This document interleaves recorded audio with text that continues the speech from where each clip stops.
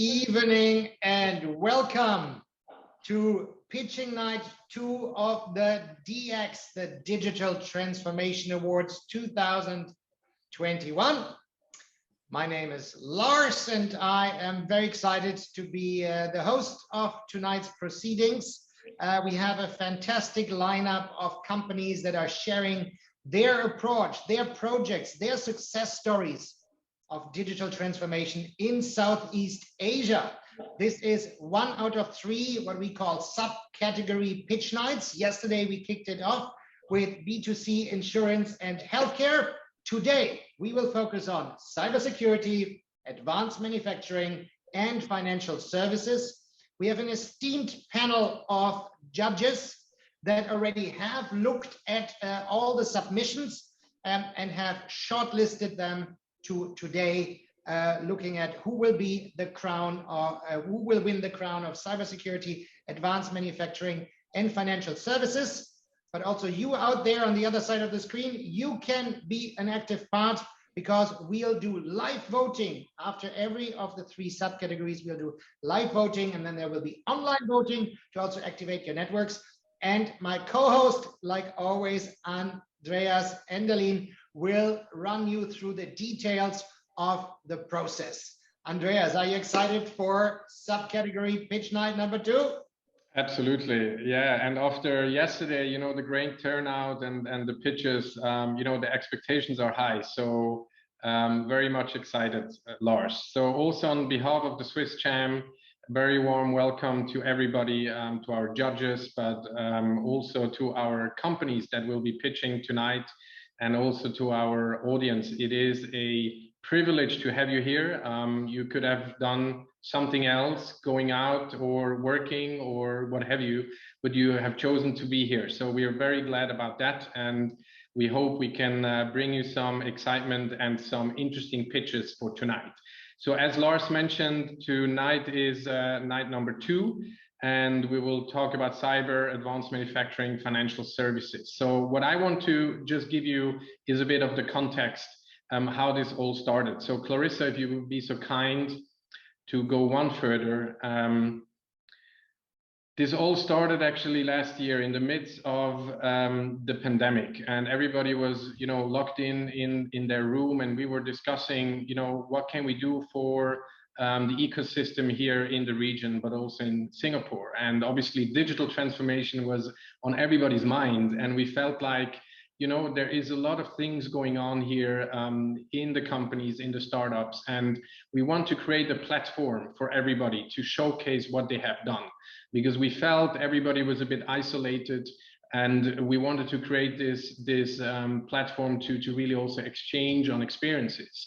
And so this is how this whole award came about. And we started last year with, you know, a bit more focus on Singapore, and we extended this year into ASEAN. And I have to say, it's really been an extremely rewarding journey, because we were able to onboard, you know, as you can see, some really good sponsors. So at that stage, also a big thank you to all the sponsors.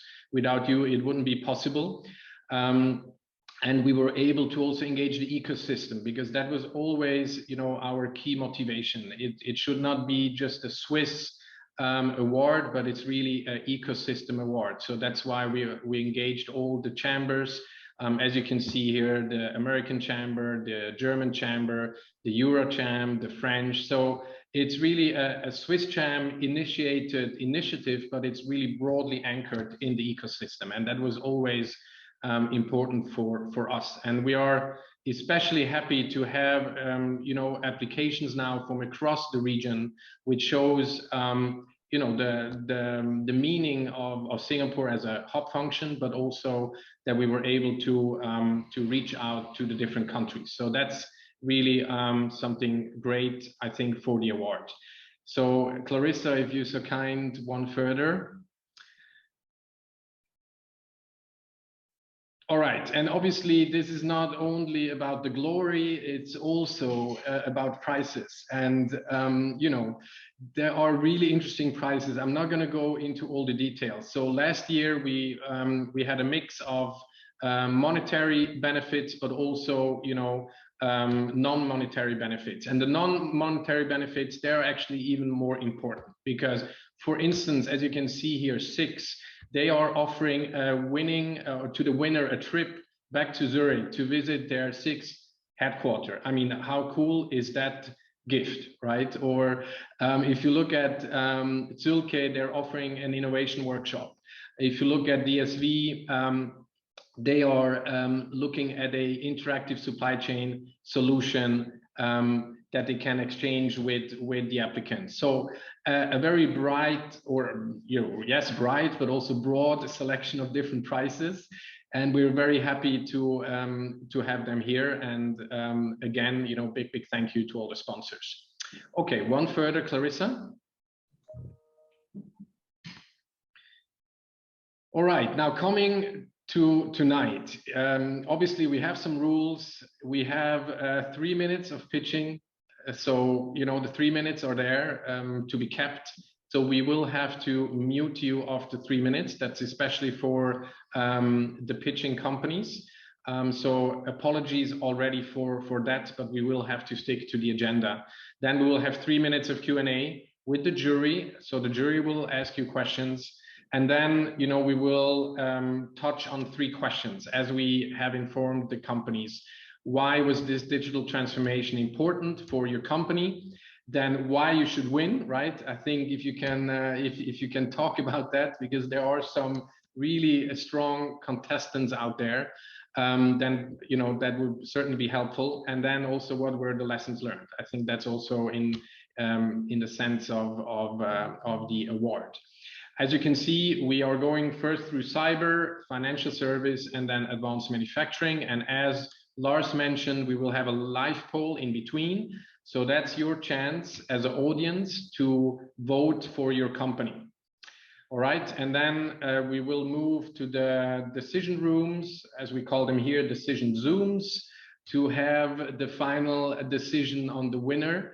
And the winner will be announced on the 9th of December. And that brings me to the next slide, Clarissa. No, actually, before we go to the next slide, it's actually about the voting. So it's just, if you're asking yourself, how is the voting? So it's 80% is going to be the jury, 20% is going to be your voting, so the public, and then also combined with the other voting that will go on and start at the 29th of November until December the 5th. So if you have friends, employees that have not joined tonight, you can, get in touch, send them the link. They can still vote for the companies after tonight's session. All right, so one further. Clarissa, okay, so I think what is really important, obviously, is confidentiality. I'm not going to go into all the details here, and time control is very important. That's more for the jury. The jury has received their briefing, so I think we can skip over that one.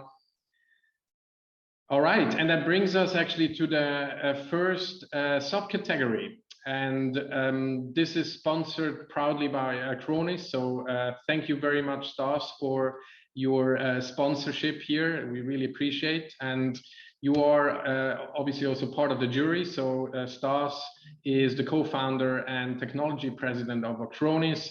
We also have Samantha Su. She is the digital director for Industry Singapore at IMDA. And we have Charles Spencer, Managing Director of NCC Group. So big thank you and very warm welcome to our jury. Okay, one further.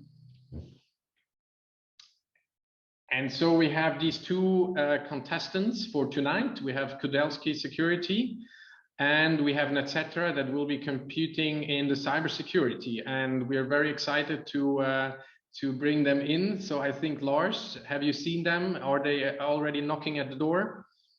Let's have a look. So do we have Yo Kwan Tan ready to kick it off for Nagra Kudelski?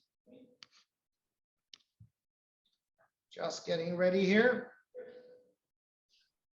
Well, we're just lining that one up. Just a reminder, it's You know, we have a jury, we have contestants, we have prizes. Luckily, no singing tonight. So this is not American Idol. This is the DX Awards. What's even better? So we have the first one ready to go. YK, you know the rules. It's 3 minutes. At 3 minutes, we'll have to stop the presentation part. You'll see the traffic light window with green, orange, red. And then afterwards, we directly go into the 3 minutes Q&A. Are you ready? Yes, thank you so much. Okay, the stage, the time is yours. Off you go. Thank you. Hi, everyone. I'm YK from NAGRA, and thank you for this opportunity to present to the jury and online viewers about our pitch. And thanks for watching and voting for us. So our tagline tonight, this evening is cyber attacks don't stand a chance against this team of elite cybersecurity experts from NAGRA. So why was the digital transformation important for my customer? Well, our customer need to embark on the digital transformation journey in order to stay relevant and compete in their respective industry. This is what we gathered from them. And digital transformation in Industrial 4.0 actually enables better collaboration within and between organizations. And it also promotes innovation and higher productivity, increased velocity, personalized customer engagement, which often results to better customer experience, as well as more accurate insights from data, resulting in faster decision making. All of this actually helps a business grow and give it a better chance of thriving post-pandemic in this highly connected world. Yeah. So why should our project win the Digital Transformation Award? So cybersecurity is a top business priority for our customer, RHI Magnesita, and likewise for any customer that's undergoing digital transformation. So one of the biggest challenges and increasing complicated tasks for RHI Magnesita is how to place more data at the remote edge of their networks while keeping their data and business operations secure. And on top of that, they have actually introduced a remote working model catalyzed by COVID-19. And this actually led to an increase in cyber attacks. And so with all these cyber attacks coming in daily, this requires the CISO, which is the Chief Information Security Officer, and a team of subject matter experts to implement a stringent cybersecurity plan across their entire IT infrastructure. But unfortunately, they lack of the expertise to do so. So NAGRA, we address their challenges by providing a customized solution which help establish their own managed detection and response services, including the incident response, threat containment, threat hunting, remediation advice, and support model. All this greatly enhances RHI Magnesita cybersecurity capabilities to protect their crown jewels, critical assets, customer information, and business operation, which all of this, if there's any breaches on all of this, you'll result in revenue loss and potential serious lawsuits. And getting into serious lawsuits is a draggy process, which will actually cause a serious impact to the company reputation in doing business with anyone. So this is.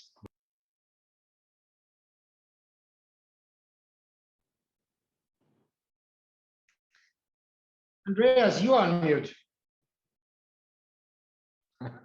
No, I cut myself off. So apologies for the. No worry. I saw the muted screen. Icon in my screen. So that's the 3-minute rule. So, okay. But thank you very much for your pitch. With this, I think we would hand over to the jury to ask some questions. So please shoot with your questions. Yep, welcome. Well, actually, my question is very simple. You see, you provide managed services, security services, but I'm surprised that you don't look like a managed service provider. What stops you to take over everything your customer do and basically provide them full service? Like I do all the security check, I do all the virtual CISA and things like that. Oh, we do have all these services. Actually, every customer is unique. Even it's within the same industry, they'll have different requirements. For ISI Manisita environment, they actually have a small cyber defense center. So they would love to have their own managed detection and response services. But definitely for our other customer that they do not have a CISO, or they are trying to hire someone in the process. So they need to establish a stringent cybersecurity plan. That's where we came in with our virtual CISO services. And for those that prefer to outsource everything, we do provide full managed services for them. Yeah. Okay, thank you. Thank you so much for your question. All right. Hi, it's Charles here from NCC Group. Thank you very much. A wonderful presentation. Thank you. I was just wondering, how does your transformation help your customers to remediate quickly the endpoints? Can you work with any technology stack? And has it had a benefit to your threat hunting that you talked about? Sure. So I mean, definitely we secure the endpoint for them, and we do proactive monitoring, not just through our cyber fusion center, which is our next generation SOC. And we also have a team of subject matter experts that actually monitors their network for them.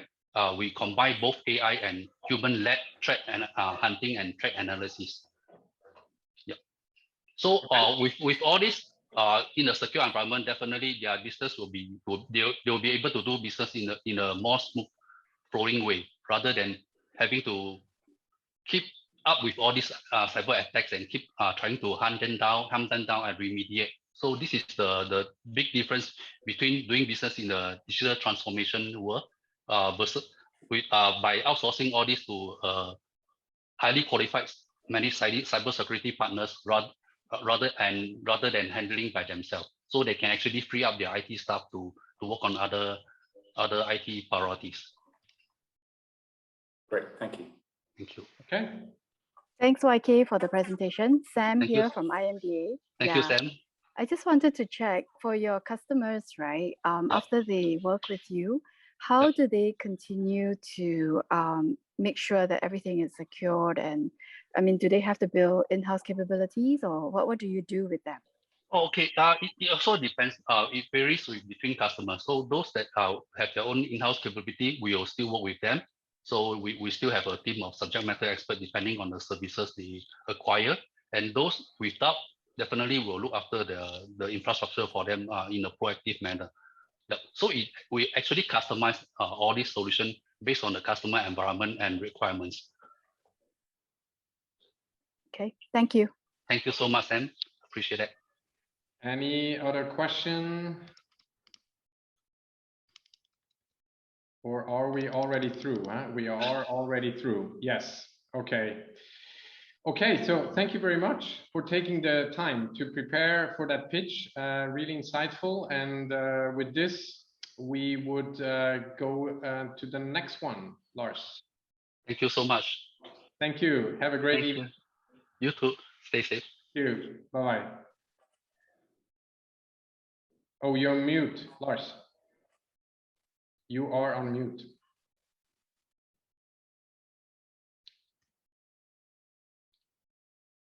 Some people might think it's better not to hear me, but I can't spare you from my voice right now. The next one is NetZera and their project Business Agility in the Payment Industry with Hans-Peter and Thomas. And I see them already online. You're ready? Yes, can you hear me? Fantastic. So you know the rules. We'll have a clock going down 3 minutes. At 3-minute mark, the microphone will go on mute. You'll see a traffic light, and then right afterwards, you have 3 minutes for Q&A. Ready when you are? Yes. Stage We're is ready. yours. Good. Let's go to the next slide right away. My name is Hans-Peter, and I'm here with Dr. Thomas Fromherz.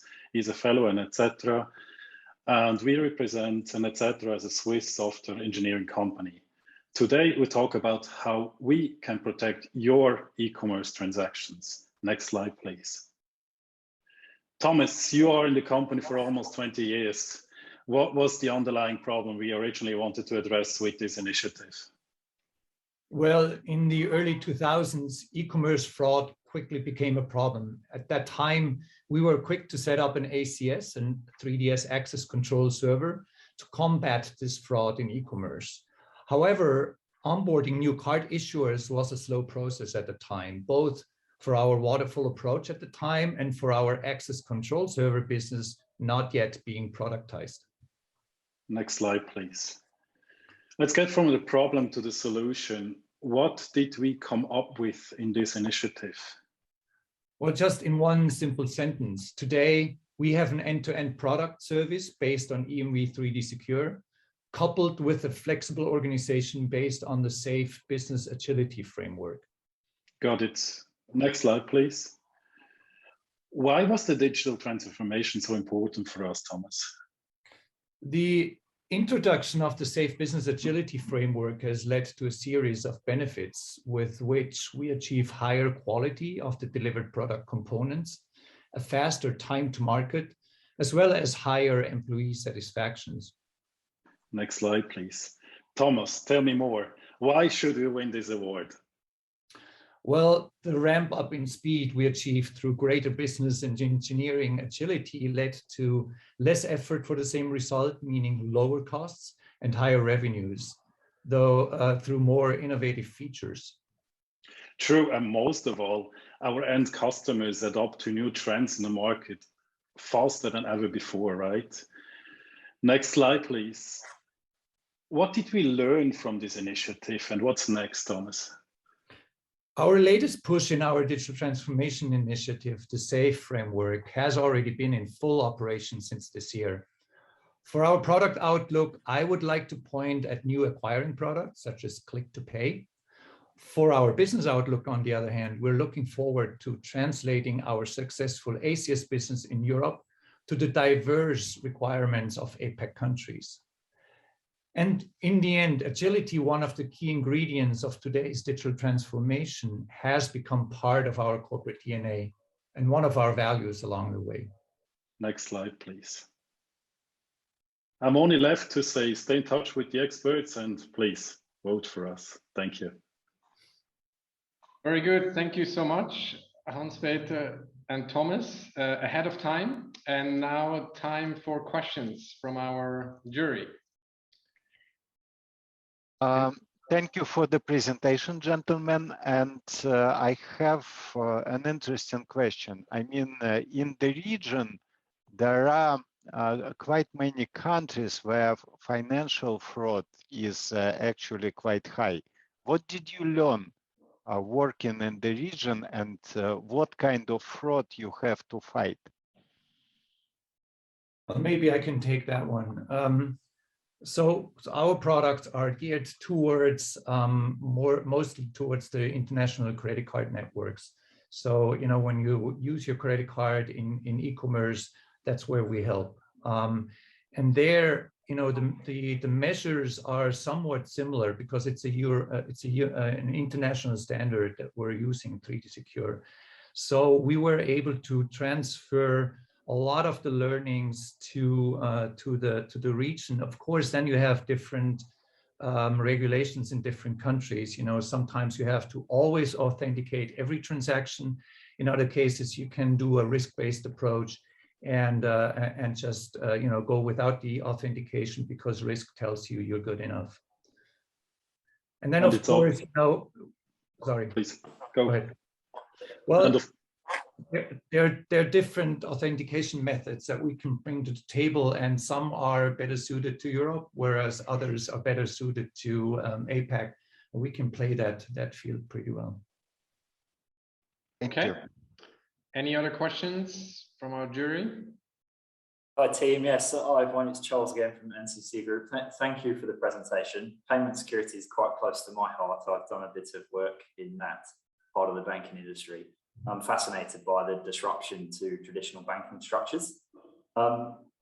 Just reading through the benefits, and I think they're great, the use case, fabulous for this.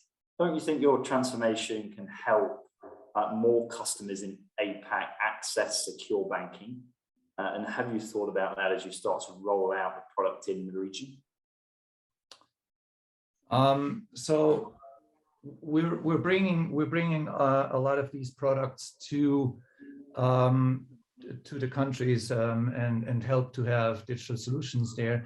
I think one benefit that we bring is beyond the products. I mean, the product is something that we're innovating constantly, but what we bring and we have brought to our customers over the past 20 years plus is that we always, when we onboard clients, we do those projects in an agile manner. It has always been that way. And now our organization has transformed in an agile organization.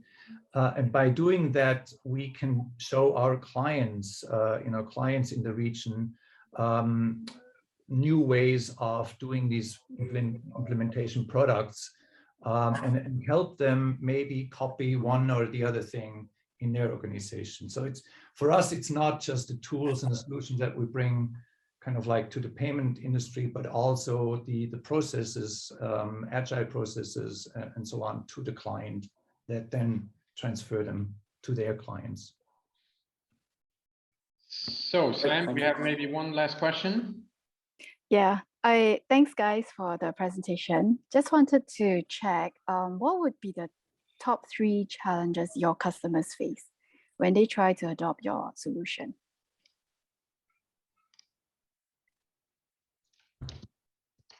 Hans-Peter, you want to take one? Yes, yeah, the challenges, of course, we're talking here either about issues or merchants. And merchants, for merchants, 3DS is usually something you need to do. And it's not something which is a lot of fun, but you need to do it. And certainly it needs some very specific knowledge, and we help them to get this knowledge. This is certainly a challenge. On the other hand, if we look at issuers, maybe a second point, issuers usually have their environment. This is ready and it's there, and they don't want to change the entire integration just to get an ACS from our end. And that is usually the challenge. How do you integrate this with less disruption in the organization? And finally, also a challenge is, of course, always, this is a very, very fast business. As Thomas has said, fraud develops fast, fraudsters are creative, and there is a very, very high cycle of change. That's probably the third part. And that's where we help with our solution. Thank you. Okay, I think that Andreas is trying to copy me while speaking without the microphone on. Yes. Thank you, Hans-Peter. Thank you, Thomas. That concludes the pitching for the cybersecurity category. And we'll move now to the live voting. So a reminder, we have the live voting, the live poll now. We have the online voting that will start on 29th of November after the 3rd pitch night. And we, of course, have the judges that will put their vote in and all together will decide who will win this category, cybersecurity. So let's fire up the poll and everybody here can make a guess. I can't vote and I wouldn't know where to put my tick. It's 30 seconds. So please, if you're looking at something else, please refocus on the screen right now. Make your choice, Nagra Kudelski or Nat Sarah. It's an either or. If you like them both, get a second computer, log in. You have 10 seconds left. Otherwise, you have to make a choice. That's it. Great projects. I think one of the beauty that we've seen also yesterday about the DX Awards is we see so many different projects and it's sometimes hard to compare them. But I think it's not just a platform for voting, it's also a platform for knowledge exchange and insights that we're getting here. So let's close the poll and see what the audience on today's call thinks. Who did the better project? Wow, that is as tight as it can get, I think. That's really, really tight. So I think it's all open because we still have the live voting online starting on 29th of November. And of course, we have the judges who will also have a big say in that.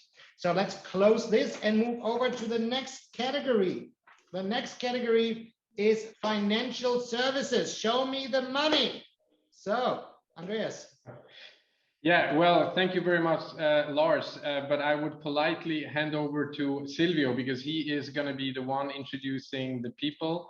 And so, Silvio, please hand over to you. Thank you, Andreas. Hi, Lars. Great to see you again. Hey, my name is Silvio Strüby. I'm partner at Simon Kutscher in Singapore and also board member of the SwissCham. And today it's a great pleasure to represent the FS subcategory. Well, let's start with our fantastic jury. I mean, the first person in the jury is Lucas Conrad, Regional Head of Security Service of the SIX Group here in Singapore. And I would also like to say a big thank you for SIX Group, right? Our great sponsor for the subcategory today. And welcome to today's public pitching, Lucas. Our next member of the jury is Jacqueline Yi, CEO of Vanderbilt Exchange. I mean, Jacqueline is already a veteran when it comes to our SwissCham Awards. A warm welcome again, and thank you for all the support. Dennis Koo, our next jury member, managing partner of All Digital Future, and truly an expert when it comes to building digital banks in the region and also a successful book author. Welcome, Dennis. Great to have you here. And our last jury member, Andreas Zink, as well here for the second time. Andreas, thanks a lot for all the loyalty to the SwissCham and especially also the support from Julius Bearside. Thank you very much. And when we go to the next slide, we have 3 amazing finalists for the SFS subcategory. And let me share with you a few words about these companies. The first one is APX, and that's a leading global RegTech company. They help to change, banks, compliance processes dramatically. They have a plugin, and with that plugin, they simplify, for example, the cross-border check rules and then all the other things banks have to, and other firms have to perform from a regulatory point of view. And that's definitely a great advantage. The second company is Bitsy, a company from Vietnam, and the company helps businesses to automate and optimize finance processes. I mean, everybody who is a business owner, I mean, when it comes to invoicing, cash collection, these are all cumbersome processes, and their solution is really super helpful. The last one is Novicient, a Singapore-based company and the world's first virtual investment management platform. I mean, if you're a fund manager or an investor looking for, top-notch alternative investment strategies that you can implement in your own strategies, I mean, their solution is definitely worth considering. So over to you, Lars. Again, let's bring in our first company in the FS category. Let's get the first company. Let's get APX ready and their project compliance plugin. Represented by and presenting is Yvonne. Yvonne. Hi. Can you hear me? Are you ready? You know the rules. It's 3 minutes plus 3 minutes. Yes. Good. And we'll have the traffic light that will go on. So the virtual stage is yours. Take on your dancing shoes. Let the music play. Good luck. Thank you. Good evening, everyone. Thank you for giving APEX an opportunity to pitch at the Digital Transformation Award 2021. Next slide. In today's cumbersome compliance process, traditional manuals and paper-based knowledge are like the paper maps we used ages ago. They require someone to interpret and give you turn-by-turn instructions. These maps are often out of date quickly. This rings true to many compliance teams that are still operate today that are very traditional and paper-based way. Having legal content in a text-based format does not only shift a massive amount of legal interpretation work to business staff, it can also make it very hard to track at all regulatory changes. And on top of that, it doesn't guarantee that all stakeholders are up to date with the recent rules and is simply not sustainable. Next. At APX, we believe that everyone should have access to easy to understand and single answers to complex regulatory questions. That is why we transform regulatory knowledge into machine-readable compliance rules that are then placed at the heart of an organization. This is, think of it like a GPS where APX provides embedded, instant, and yes or no answers to regulatory questions to all the relevant stakeholders when and where they are needed. Next. By digitizing rules, we embed compliance compliance into processes and workflows and keeping the risk low and processes compliant, while allowing you to focus on generating more revenue and strengthening customer relationships. It also makes the legal and compliance knowledge easily manageable for the compliance team. Next. Here you see the difference between the old world of paper-based compliance advice versus the new world of digitizing compliance. Is it a lot clearer, isn't it? Next. So how does embedded compliance work? The key to compliance is usually ensuring that business teams know the answers to relevant regulatory questions, even if they are not regulatory compliance experts. Embedded compliance works by unifying regulatory knowledge so that it can be processed from a single repository of compliance, structuring it so it can be used in any digital channel and integrating it with any system, tool, or process. It is the up-to-date knowledge that, when embedded, is available to all its business units in real time. Next. As a technology provider, APEX does not perform any legal interpretation. We collaborate with trusted law and consulting firms like EY, BDO, and offer the broadest coverage of regulatory answers on the market, covering more than 150 jurisdictions and all of our clients' most pressing business activities. Next. Here are the companies that have entrusted us to make a digital compliance journey accessible to their teams. And thanks to our solution, they have complied with regulatory worldwide, reduced their compliance costs, and achieved fully compliant business growth. Last slide, please. And it is the fact that when compliance runs smoother, financial institution runs better. That is why we created APX, and that's why we should win this award. Thank you for your time. Fantastic timing. Well done. Well done, Yvonne. Over to Silvio and running the questions. Please. Thank you so much, Yvonne, for your presentation. I would like to go ahead with the first question. Sure. With which countries would you like to start, and what and why? What do you mean? Sorry, can I explain your question in what sense, the first country? So do you focus on a specific country with roll out these kind of services, or how do you tackle this kind of prioritizing the different compliance rules in the jurisdictions? Okay, so we started off in Zurich, right? And we have offices everywhere. So we do not only focus on one country. We have 150 countries right now in our cloud that we work with our content partners. So we have 150 jurisdiction kind of rules that is already done. So the first country has gone 4 years ago. Okay, thanks a lot. Thank you. Yvonne, Andreas here. Thanks a lot for the presentation. Hi, Andreas. Can you share with us a little bit the lessons learned from cooperating with these partner banks or your clients that you mentioned? Some of them are pretty big organizations. And what lessons you have learned from partnering as a relatively small RegTech company with these big banks? I think some of the lesson learned is also where we have trying to understand the client's demand. You know, it's all about trying to understand. You know, this is still, some of it is still quite a new concept.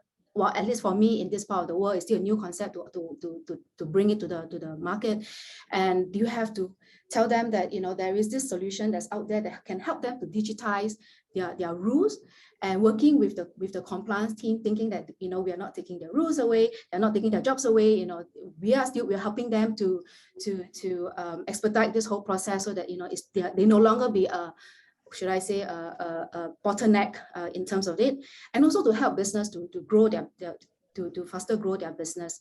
So these are some of the challenges that we have to educate, to tell, to inform, and to explain, right, to the clients.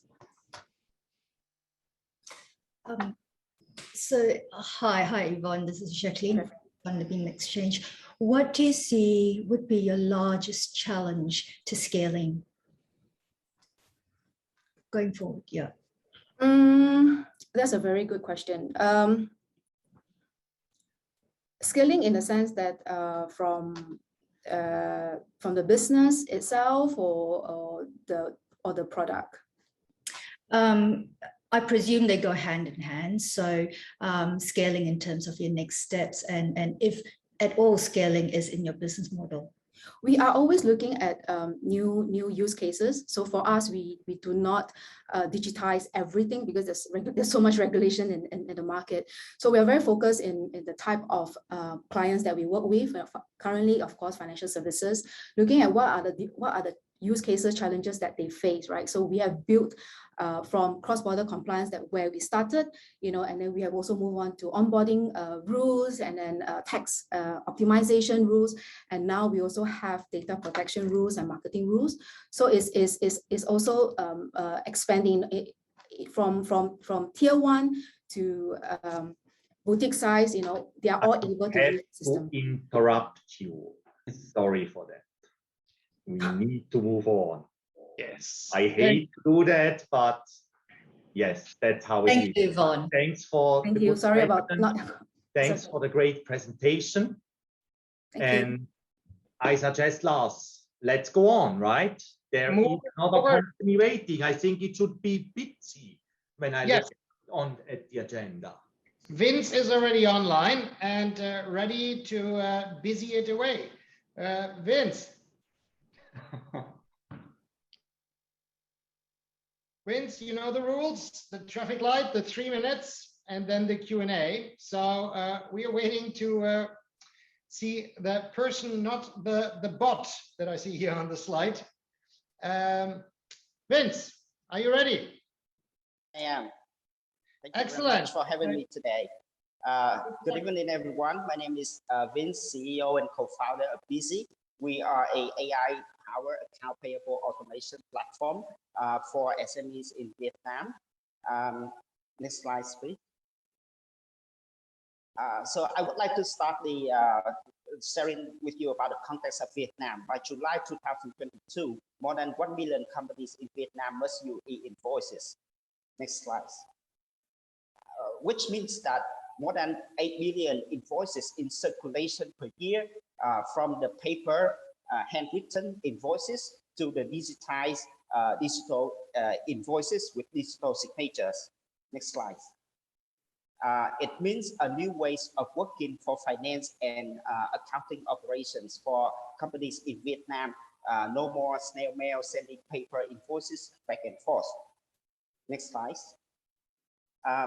But in this transition, accountants still suffer from inefficient account payable processes.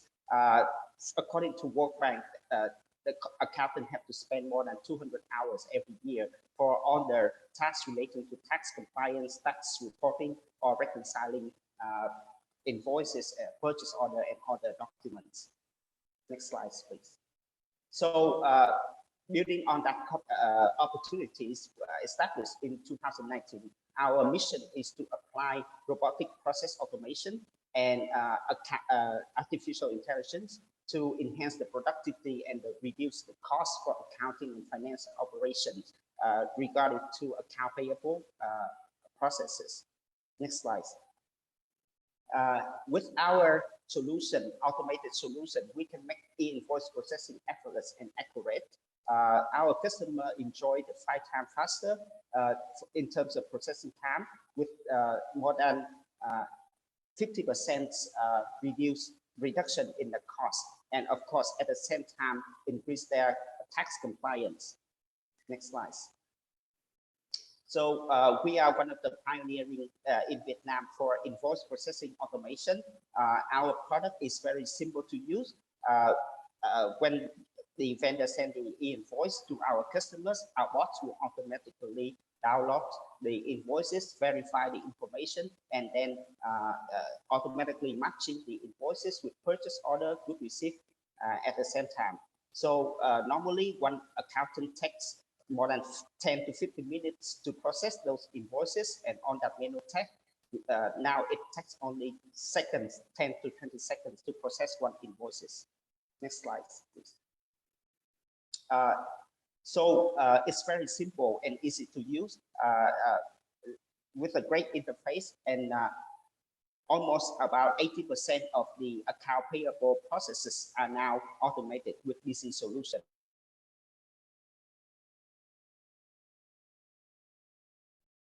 I'm afraid the time is up, but I think you were able to complete it. And now we move it over to the other 3 minutes of Q&A. moderated by Fantastic. Silvio. Thank you, Vince. Over to the jury. Questions? Hi, Vince. This is Dennis. Thank you for your presentation. Can you tell us, in terms of companies that you weren't successful getting them to sign up, right? What were the main reasons why they didn't take up your solution?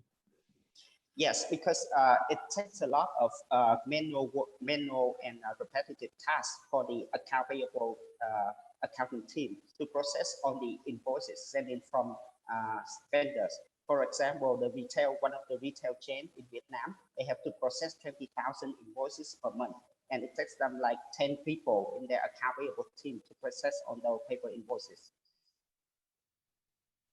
So the reason is that we can help them to reduce the processing time, increase the productivity, and at the same time, increase the tax compliance in terms of VAT invoice management. Yeah, Vince, my question was more those companies that don't take up your solution, right? What usually is the reason, not those that successfully take up? So for people who are not on board yet with the digitization process, they mainly have a small number of invoices they have to process, and the cost of labor in Vietnam for accountant, they can still afford to do it manually. So that is the main reason. Okay, thank you.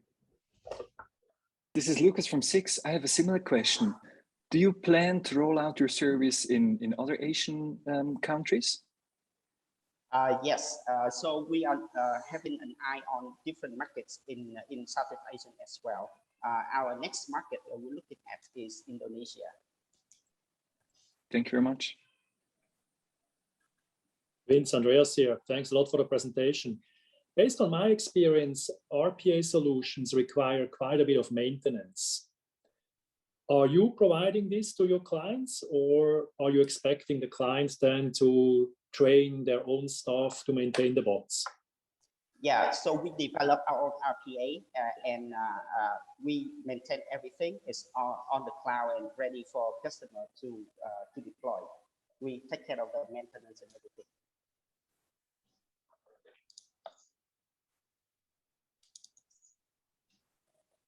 Good. Any other questions? Maybe if I may, the obvious one. Vince, why should you win the award? Sorry? Why should you win the award? Why should Bitsy win the DX award? Yes, thank you. So our solution brings the measurable impact to the customers, and also our growth is very fast in the last 2 years. Very strong traction. We grow in 15% month on month every year, and currently we process more than $300 million USD per month in terms of the value of the invoice that we process. Excellent. Good. Thank you. I think that wraps up also the time with Busy. Thank you very much, Vince. And we're coming to the last but not least contestant of this category of financial services. And we should have Scott with us, ready to present his approach and the project called Reimagining Investment Management. Scott, are you ready to wow us? Yeah. Hello, my name is there Scott you are. I'm CEO of Novicient.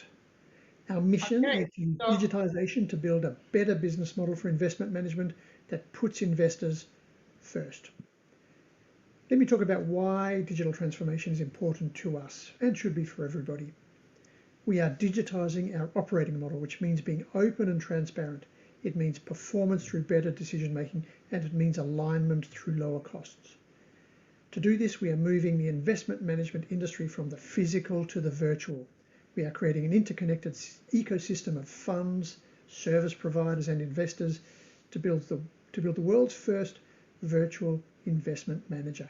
In short, we are reimagining a better way for the industry to operate that puts investors first. We learned several lessons along our digitization journey. The first one is shift left, which means make sure you put the effort in up front to create user stories that capture errors earlier in the development process when they are an order of magnitude cheaper and faster to fix. The second very important lesson is context.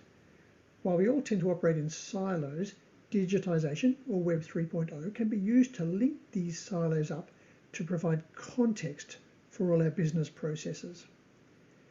In our case, digitisation allows us to link our regulations and statutory and contractual requirements directly to our processes and to our software.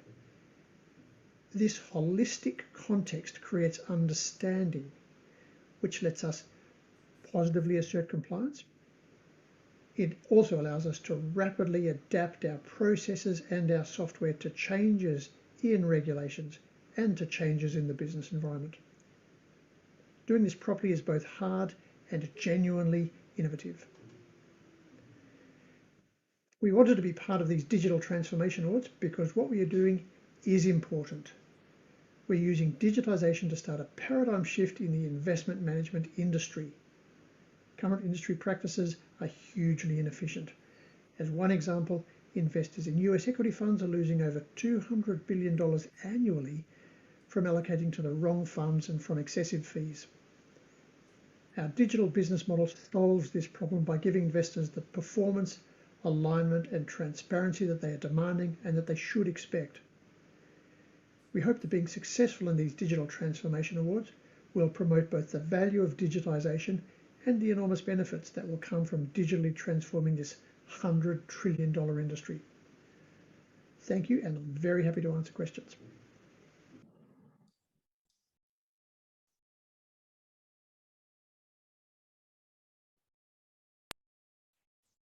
Great. I really like that video embedded presentation. So, jury, any specific questions about how that works with all these investment managers and signals? For sure. Lucas, maybe one question from me. Yes, Lucas here. Thank you, Scott, for the nice video. When I understood your revenue concept, then it's quite unique. Can you a bit more maybe explain why you use such a revenue concept? Okay, so we think the big problem is how should investors of all types get access to emerging managers in a sort of more efficient way. There's currently a very big and expensive sort of marketing machine in the middle, and we're trying to a certain extent bypass that.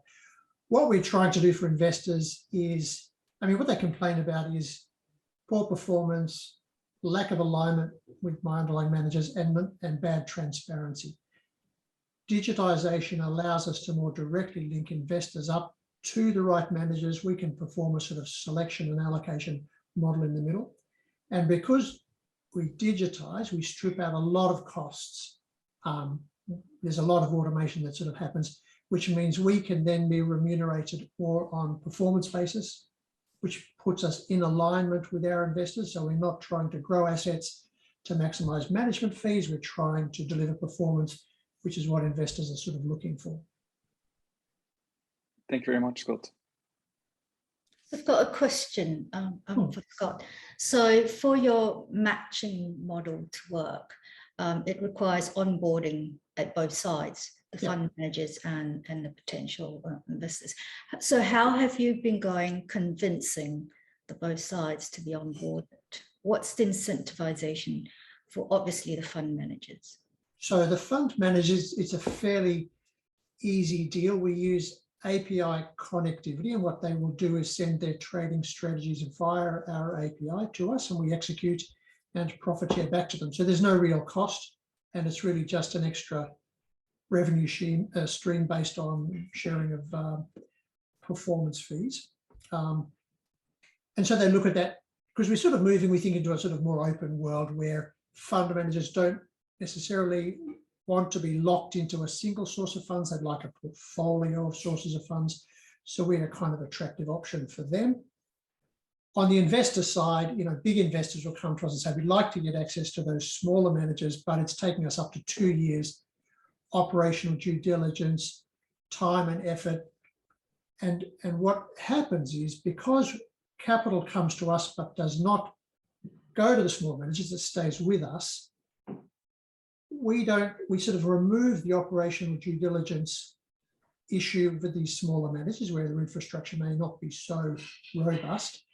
And yet we're giving investors access to their sort of alpha and return streams. So they like that aspect. And also we're very transparent because the streams come in, everything is real time and visible sort of all the time. Good. I think the time is unfortunately up, but those were some really good questions. I think even better answers, but it's up for the jury to decide and to the people out there. Thank you, Silvio, for guiding us through this category. Always a big pleasure, Lars. And now let's go to the poll. So what does the audience out there on the other sides of the cameras, screens, mobile phones, iPads, or any other devices integrated in your fridges, washing machines, or cars think? Who is the company that wowed you the most here in category financial services? 30 seconds for you to make your choice. Let's fire up the poll. Who do you think? Is it APEX, Busy, Vietnam, that also wants to extend to other countries? Or is it our last contestant, Novi Scient or Novi Scient or Novi Scient, I think, right? Yeah. Yeah. And I can see a lot of people joining in. So our audience is increasing. So I think a lot of people are now voting. Voting and or getting ready for the next very exciting category. So yes. Please make your choice, make your guess, put down your, I would say, make your click. It's actually a click that you have to put out there. Again, 3 very different projects with very different great insights. So even if you are new to the category, I'm sure there are a lot of takeaways, insights, and learnings, and that's what it's all about. And I think it's great also a proof of what we want to achieve with DX, that we have candidates and companies from different parts, like Busy from Vietnam. So this is truly a Southeast Asian effort, award, and knowledge sharing platform. Let's close the poll and see what the audience thinks. What does the audience think? Who was most compelling today? Busy in the lead over APX and Novi Scient.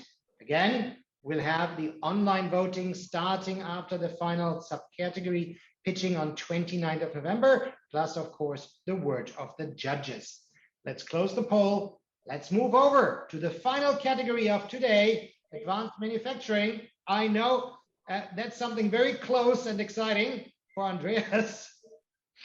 Yes, absolutely, Lars. Thank you. So welcome to the advanced manufacturing subcategory. And thank you to Inventa Technologies, our sponsor, for supporting that. And Robert is here, Robert Jecker from Inventa. He's the business development director for Inventa Technology. We have Maureen Schweitzer, CEO, Schweitzer World Group. Welcome. Very happy to have a woman on the board, because that's not so easy with advanced manufacturing. So welcome, Maureen. Then we have Huey Ho. He's director of A-Star. Welcome. And Torbjorn, who is also a returning jury member. So thank you again also for all the support. He's senior client partner of Korn Ferry. So with that, let's go one further to the companies. So we'll have 3 contestants. We have Arcstone. Arcstone is also a returning company. They were applying last year. They had an amazing application, and they're now coming back with their application on the manufacturing joint lab with A-Star. Then we have Cadena that is coming back also this year. So it's actually IDB Concept Asia, that's the company. Cadena is the project. And we have Oerlikon Balzers with their Balzers 4.0 on their digital transformation journey out of Thailand. So we're very warm welcome to these 3 contestants. And I think we will start with Arcstone, and we should have Wilson knocking at the door, or maybe he's already here. Hello, everyone. Good evening. How are you all doing today? Very good, Wilson. So thank you very much for joining. And you know the rules, as Lars was mentioning before. You have 3 minutes and you're very experienced. So I would leave the floor to you. Thank you. I'll do my best. Thank you so much, everyone. Today, I'd like to talk to you about ArcStream's $18 million digital manufacturing joint lab that we've kicked off with A-STAR and the ARTC, the Advanced Remanufacturing Technology Center. This is a fantastic endeavor really to now focus on not just about existing kind of solution sets that ArcStream carries, but what does Industry 4.0 look like when we look 3 years into the future? What new tools do we need to carry the industry forward? And ultimately, how do we interconnect the entire manufacturing ecosystem together? And that's what ArcStream's ultimate goal is. Run the factories from the shop floor, connect them across the entire manufacturing supply chain on a global level. So if we go to the next slide, I'll give you a little bit of a journey of how this actually all began. We've worked together with A-STAR and the ARTC for the past 5 years already, building up a very strong level of trust and engagement on a collaborative and work culture that allows us to essentially be very open in terms of our collaborative research work. So we have concepts and ideas that we have planned out in our 5-6 year kind of roadmap in terms of R&D.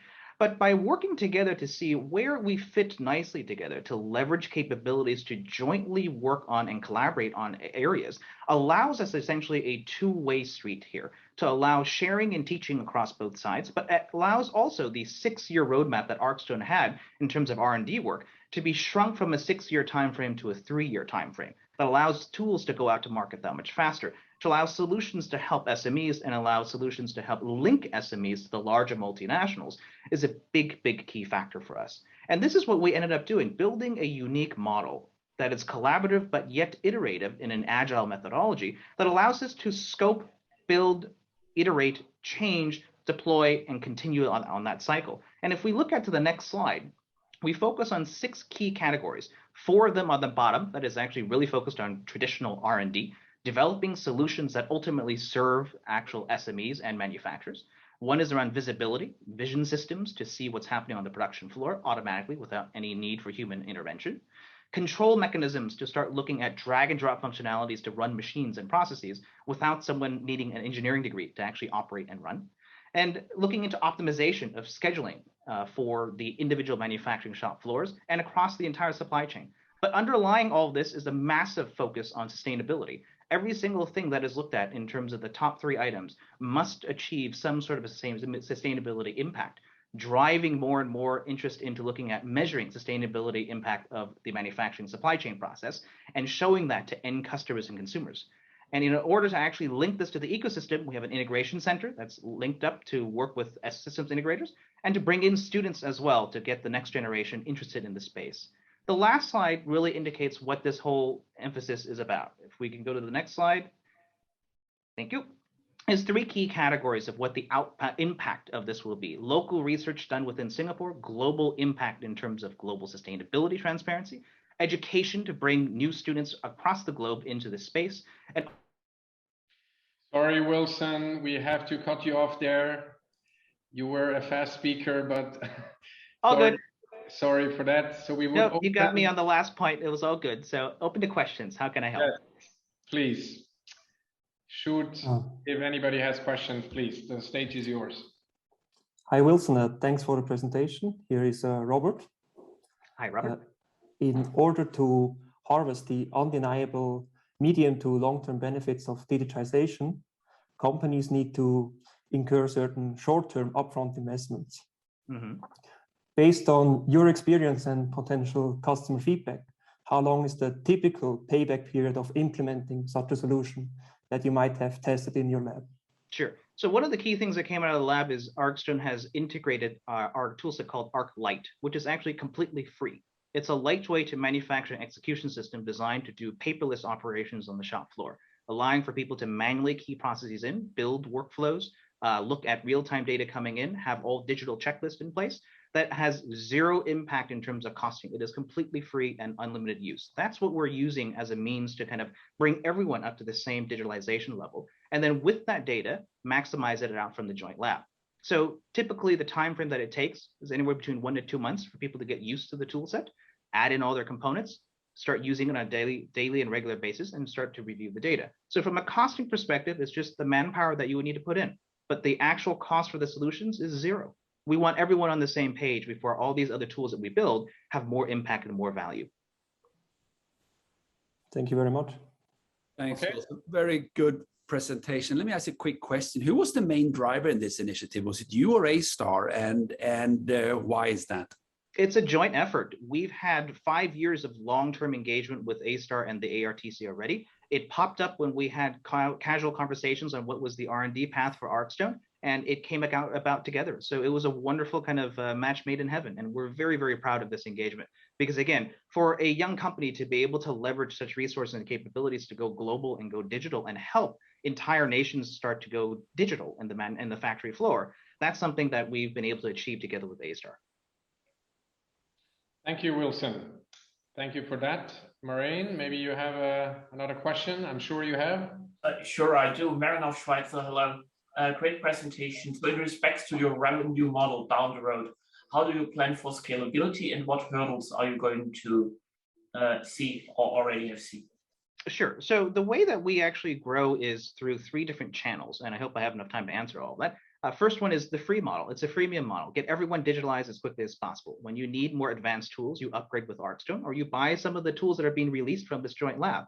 And ultimately, what we do is when we connect the ecosystem together through a multi-level blockchain tool called ArcNet, our 3rd key flagship product line, that's where we monetize on the data that's being transacted through the system. So it's really about having global coverage, getting everyone up to the same level, having everyone digitalized down to the smallest of SMEs, the mom and pop shops, getting them having real-time data coming through and flowing.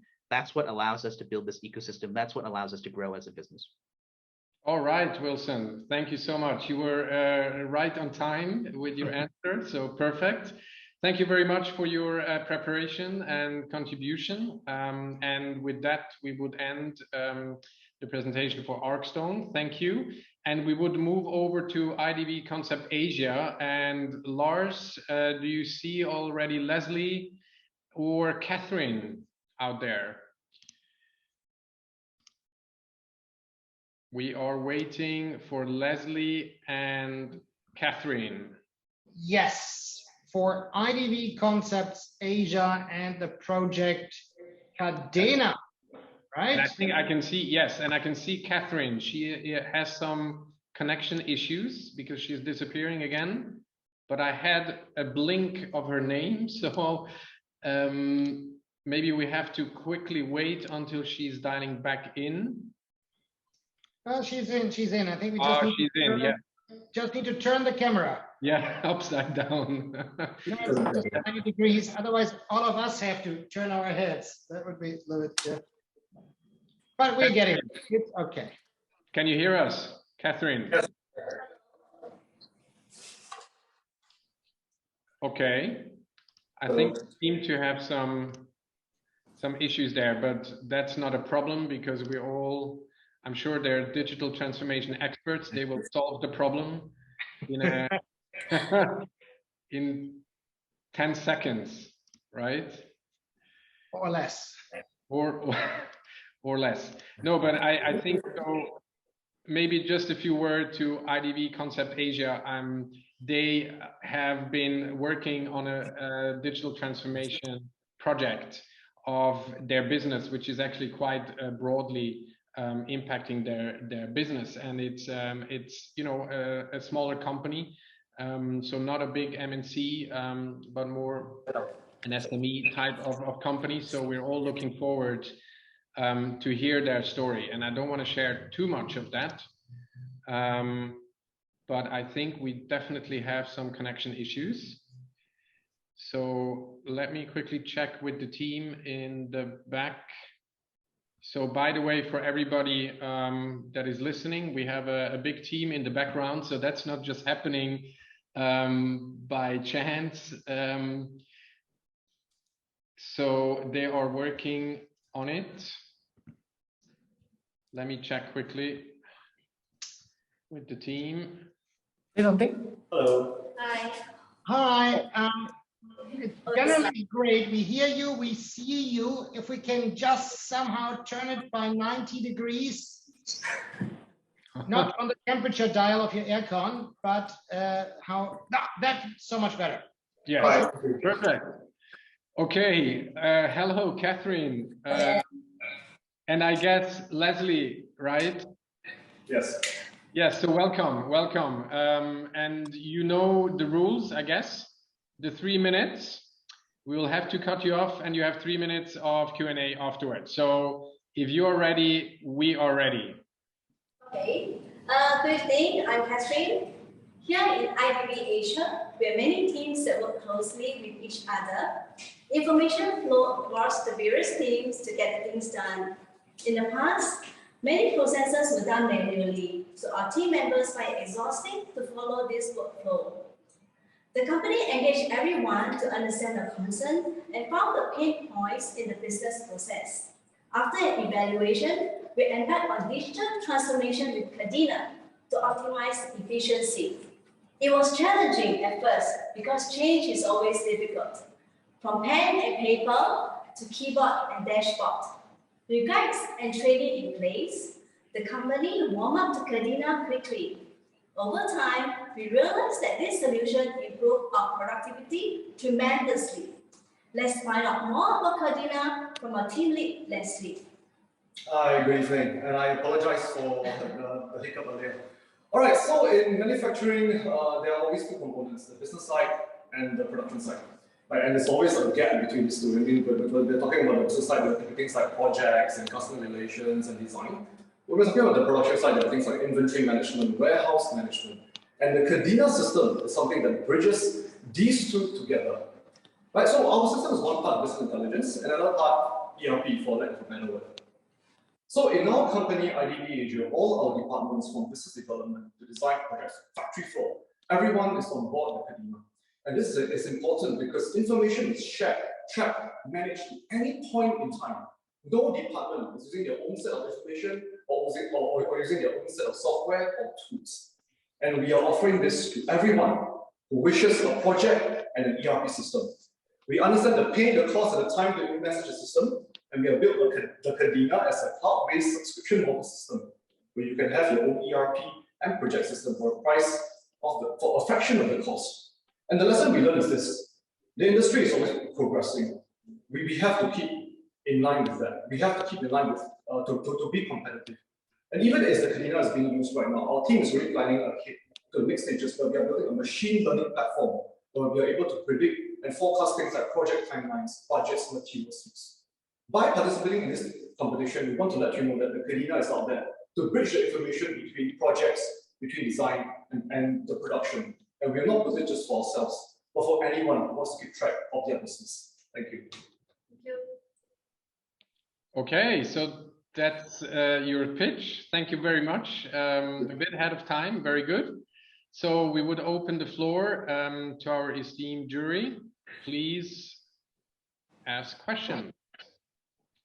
Thanks a lot for the presentation. Here is Robert. How difficult was it to onboard all your employees to Cadena, and how long did it take for the company as a whole to fully embrace this new solution? Okay, so the first question was, how did we get on board all the employees of the company? Is that right? Correct. It's true. It was true. A lot of pain, time, and a lot of encouragement from the management. So it was always starting from the management first. You know, our management is very focused and very technological driven. So we have the encouragement of the management to do it, and from the team itself, it took about maybe 3 to 6 months to get everyone on board at Cadena. And we didn't do it in one shot. It was really just the projects team first. Then we started with the manufacturing team, and eventually everyone got on board together. Okay, thanks a lot. Thank you. Hi, thanks for the presentation. I'd just like to ask, what were the skills gap that you find in implementing the digitalization?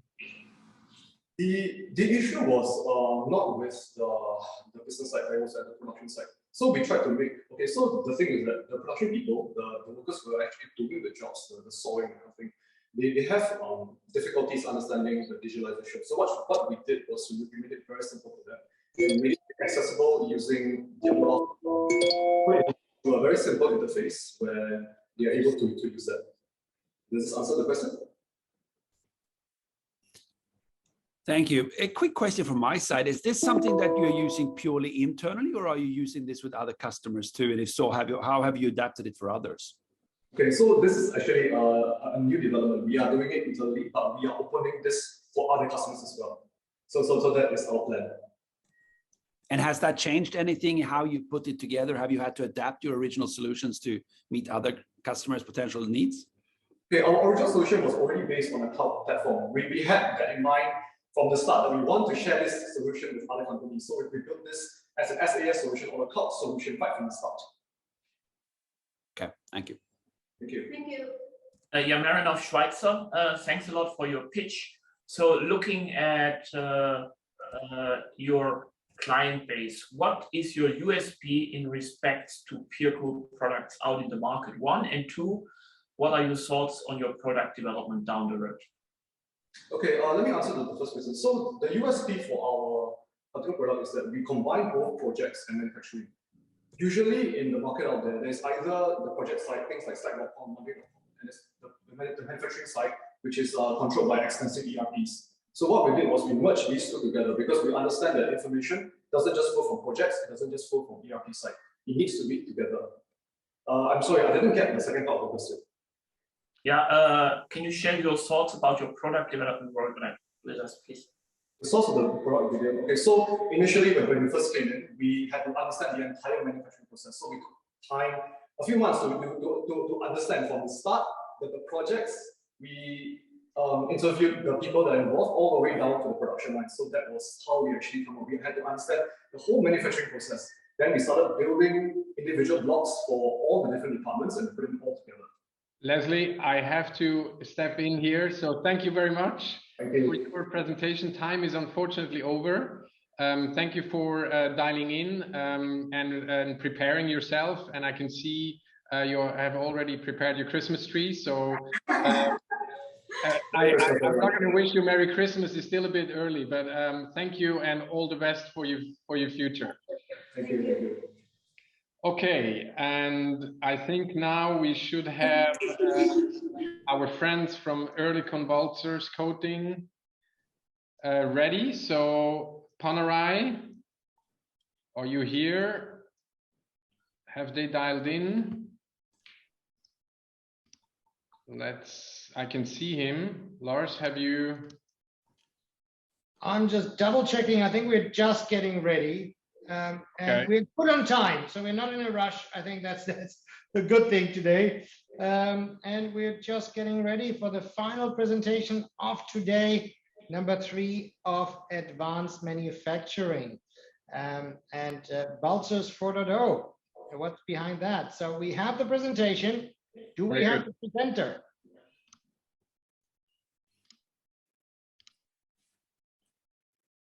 Let's wait, I can see. Yeah, but there is no voice, so you're muted. Hello, Panerai? Hello, can you hear me? Now I can hear you, yes, loud and clear. Anybody can see me, right? Yes, we can see you, we can hear you. Okay. So, 3 minutes, okay. Right? You know the rules, 3 minutes. Okay, sorry. Okay, good evening, everybody. My name is Panerai. I'm marketing manager of Early Convulsors Thailand. First of all, I would like to say thank you very much for SwissCham of Singapore and Deloitte to give us the opportunity to show how our company process digital transformation. So why the digital transformation is important for our company? Because we would like to maintain market leader position. Balzers 4.0 is the key strategic initiative which aims to shift up the new interaction between people, machine, and company. And we would like to engage stakeholders. We apply the technology which fast, responsive toward our partners. So we would like to also make the right decision making. Digitalization provides the fact, create the data, and summarize in virtual, which able to integrate in several business aspects. And digital make us measurable productivity. We can know how fast we work, create an easy life to our employee, support their routine, and happy in their work. Why our project should win Digital Transformation Award? Our digital transformation is cover and impact all aspects in organization, including culture. Like, for example, our safety observation. So our employee can have better safety environmental law. For customer, for example, our best practice is my browser. Customer can have 24 hours online customer service. For technology and operation, we have Batch Planner, Pickup app, which provide more connect between our employee, customer, and the machine. What we learn, so we learned that no change is the high at least because surface solution is really high competition, and if no change, we will left behind in the competitive environment, and this will make us suffer in the last minute change.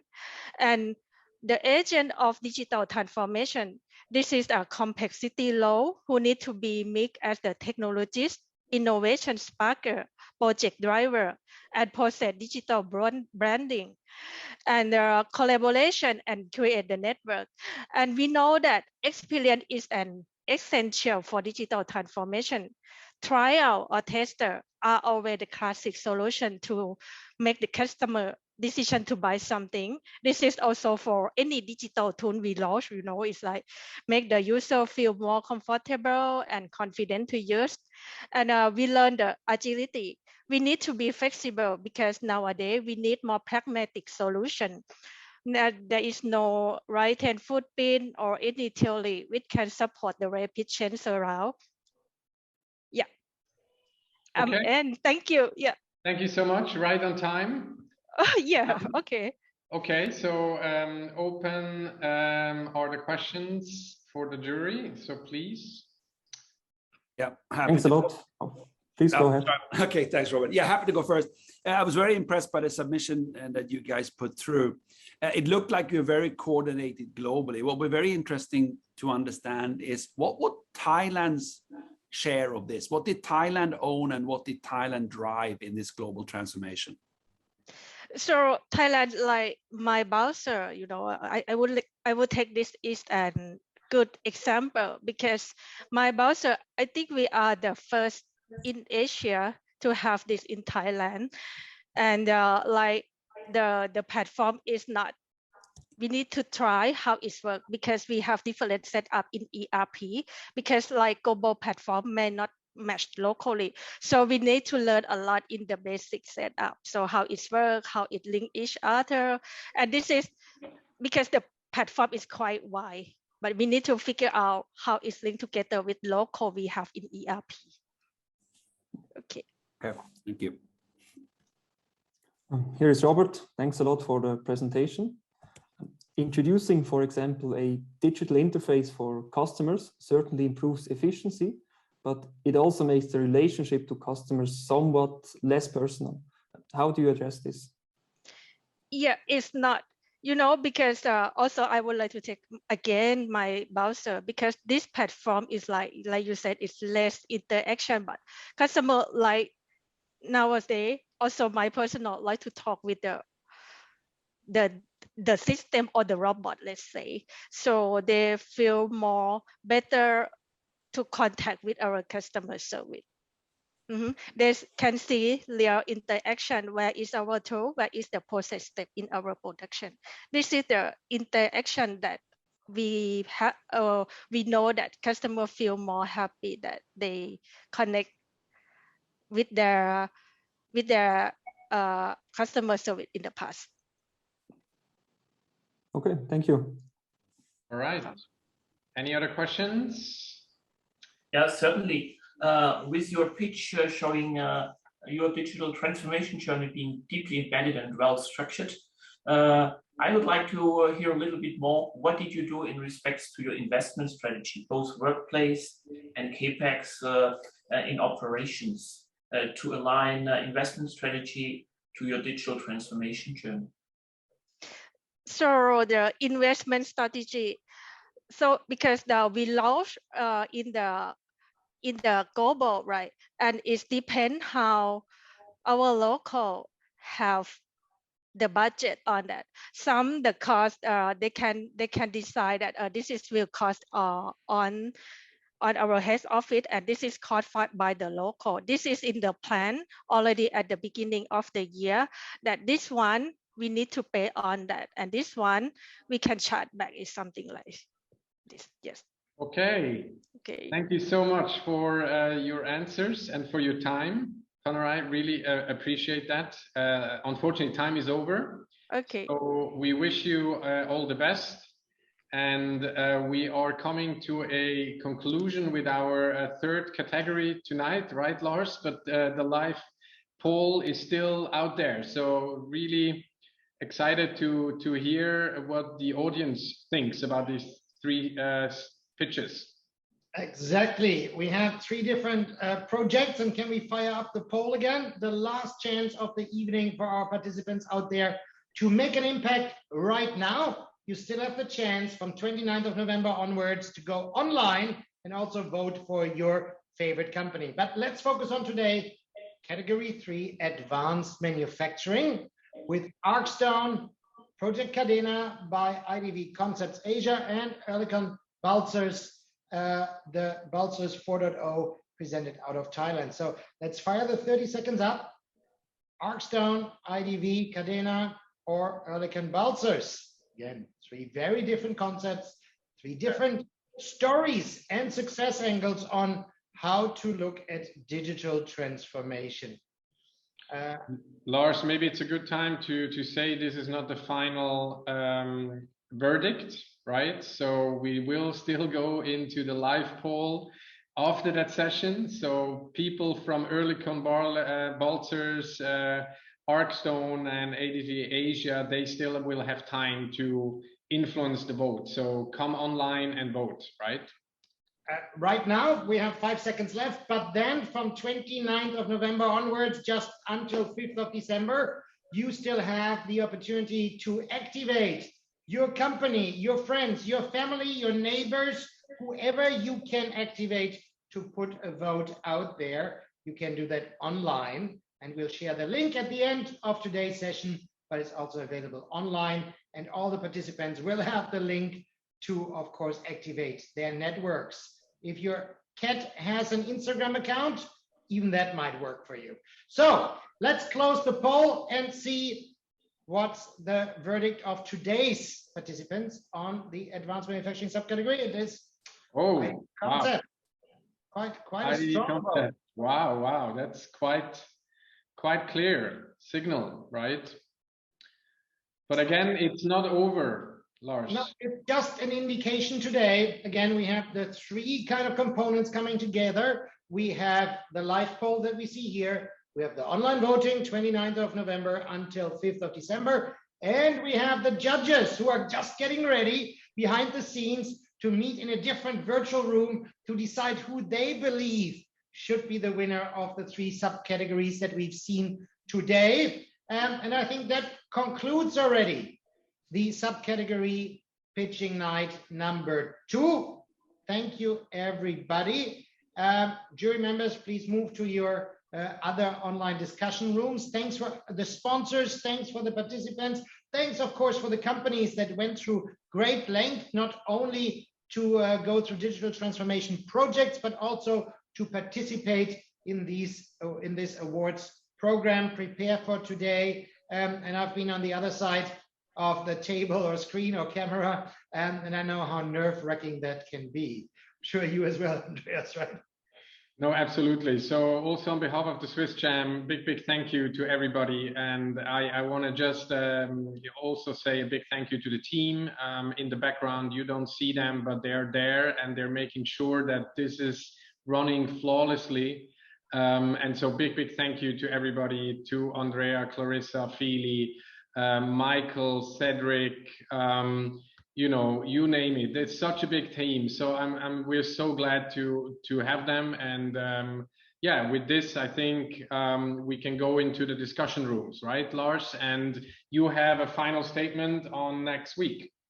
I do. We are back on 29th. That is next Monday with business services and building and infrastructure. 2 more categories to conclude this stage of the DX Awards 2021. And once that is done, we'll have the biggest of the awards nights. That is on 9th of December, where we will announce the subcategory winners. So those already get kind of the silver crowns.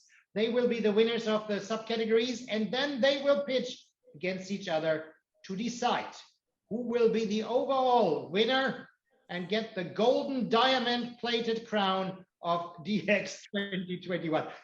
It's a virtual crown. It's actually a cowbell, Lars. It's actually a cowbell, of course. It's a, is it still diamond plated or something? No, diamond? No. All right. Thank you, guys. Thank you, everybody. Thank you, Andreas. See you guys on Monday. Thanks to Deloitte, SwissCham, everybody in there. Good luck. Have a wonderful evening.